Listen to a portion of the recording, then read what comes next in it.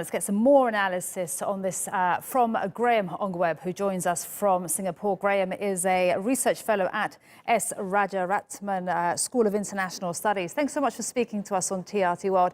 First of all, your reaction to this historic and possibly surprise meeting? Well, yes, I think it is a pleasant surprise. I think it's a good thing, what has happened.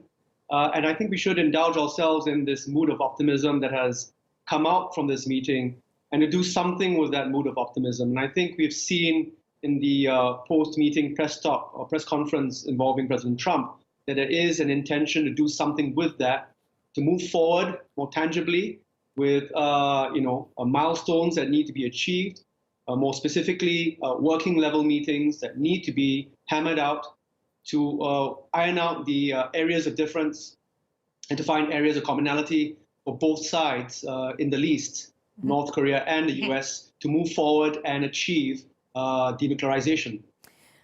You say we should indulge in this optimism. Tell us, whether it is theatrics, like many people have said, or diplomacy. Tell us, how much right now would you say both Kim and Trump need each other? I would venture to say that they need each other more than ever before. I think we should not discount the role of theatrics. Perception is reality, whether we like it or not. And so I think getting the optics right, the optics that convey that there is an avenue for further dialogue, that there is some semblance of trust, that not all is lost, particularly from the breakdown in discussions in Hanoi in February this year. I think that was a dip for everyone. It was an utter disappointment.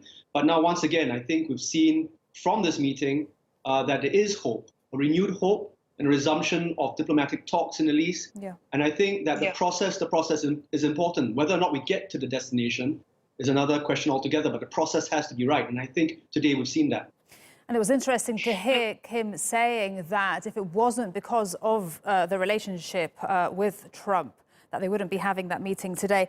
And speaking about optics, we're looking at these pictures right now of Trump and Kim in North Korea, having crossed that demilitarized zone. How symbolic is what we saw today, and how will these optics play out going forward?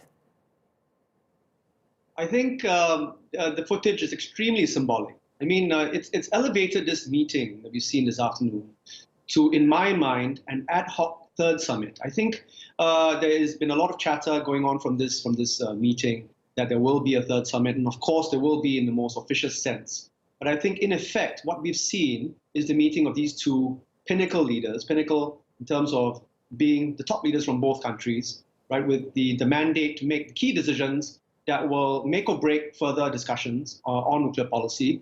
They've met today, right, and they've discussed for about 55 minutes, just under an hour, which is very close to the amount of time spent one-on-one in the prior two summits. And so I think this third summit, or mini-summit in effect, has actually created a lot of cash for things to go forward. And I think President Trump stepping into North Korean soil has helped elevate that meeting into a summit of sorts and to raise the stature and importance of what's happened today. And I think there's a lot to be extracted from this. And I hope going forward that we will see clear deadlines for working level meetings that must occur for denuclearization to occur.